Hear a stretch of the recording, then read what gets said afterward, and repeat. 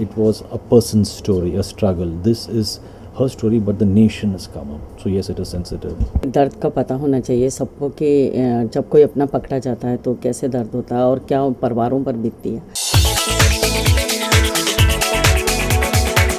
When I took on the subject, I was like scared earlier. I'm frank, like I didn't want to do one more biography.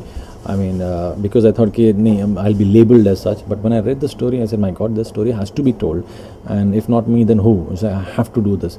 But in the second thought, when I saw her videos and all, I got scared. You know, it's like, she's such a lady, and what all has gone through in her life, what has gone through Sarabji's life, will I be truly justifying it? And how sensitive, it's mind-blowingly sensitive. Its whole country is involved, India is involved, Pakistan is involved. I should be very sensitive towards the film. I should not say anything, you know, where it creates some problem between two countries and all. So yes, in that way, it's a tough subject. हाँ, मैं जैसा कि चाहती हूँ कि दर्द का पता होना चाहिए सबको कि जब कोई अपना पकड़ा जाता है तो कैसे दर्द होता है और क्या परिवारों पर बीतती है. और बहुत अच्छा हो कि इस कोशिश के ज़रिए वो जो आज भी लोग पकड़े हुए हैं दोनों देशों के अंदर, वे रिहा हो जाएं. एक भी रिहा होकर आता है तो बहुत अच्छा लगेगा. और मैं चाहती हूँ कि तमाम उन लोगों की मदद की जाए. जैसा कि सरबजीत ने भी एक सपना देखा था, उसने अपने पत्र में भी लिखा था कि मैं चाहता हूँ यतीम बच्चों को पढ़ाया जाए, उनके लिए एक स्कूल हो, एक विधवा औरतों की मदद की जाए. तो मैं उस बात को लेकर भी आगे चलती हूँ कि सच में उन लोगों के लिए हमें कुछ करना चाहिए और इस फिल्म के ज़रिए ये मैसेज जाना चाहिए. कोई गांव छोटा नहीं होता, कोई इंसान छोटा नहीं होता, और गांव में रहने वाले इंसानों की जो मुसीबत है वह छोटी नहीं होती है. मुसीबत एक सी होती है, दर्द एक सा होता है, वह हिंदुस्तानी हो या पाकिस्तानी. तो एक अच्छा मैसेज जरूर जाना चाहिए. The story told from her point of side that what she struggled, but yes, on the other side, I will be showing the other side, because otherwise the justice, her justification of the struggle doesn't come out, you know. But and how we've come to know through letters, you know, the letters that she has, and that's how she's come to know what he's gone through over there.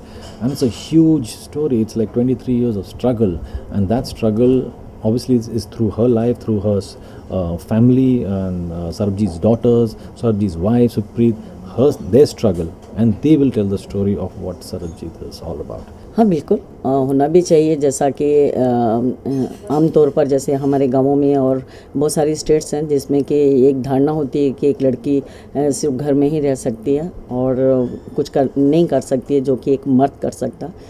तो इसमें एक हिम्मत है, एक ताकत है दिखा कि सच में एक बहन भी चाहे, बेटी भी चाहे तो वे अपने के लिए लड़ सकती है, देश के लिए लड़ सकती है. कोई भी हो वे लड़ाई लड़ सकती है. उसके लिए उसकी सोच होनी चाहिए. उसके लिए कुछ मुश्किल नहीं. अभी नहीं पढ़ाए हैं, लेकिन बहुत जल्द ये सारे पत्र पढ़ेंगे और मैं खासकर वो पत्र भी इनको दिखाऊंगी जिसमें कि उसने जेल के अंदर जो व्यवहार होता है वो होता रहा है उसके साथ, वो उसने लिखा है. और जो उसने लिखा है कि जब उसे सज़ा सुनाई गई थी पहली बार तो किस तरह 15 अगस्त था, तो उसने महसूस किया था. पत्र में लिखा कि देश मेरा 15 अगस्त मना रहा था, आज़ादी की खुशी मना रहा था, लेकिन मैं जेल के अदालत के अंदर खड़ा होकर एक मौत की सज़ा सुन रहा था.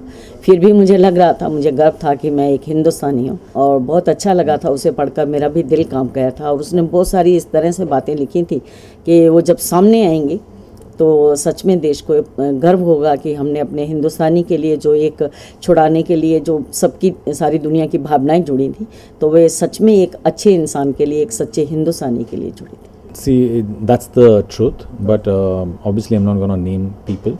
I don't want to ruffle any feathers and all. But her struggle will be shown, the way she's gone and किस के दरवाजे इसने ठोके हैं, कहाँ से, you know, किसने support किया, किसने. I will be showing that without taking names, yes. But through this, I want a positive end. हाँ, बिल्कुल. अगर वो डायरी मिलती तो सच में एक इस तरह से रूह कांपने वाली एक दास्तां सामने आती कि हिंदुस्तानियों के साथ इस तरह का व्यवहार होता है जेल के अंदर.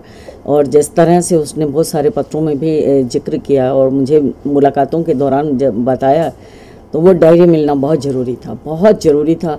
जैसा कि अभी कई बार वहाँ के लोग कह देते हैं कि हिंदुस्तान के अंदर हमारे लोगों के साथ व्यवहार गलत होता है, तो असलियत सामने आती कि यहाँ नहीं, वहाँ होता है.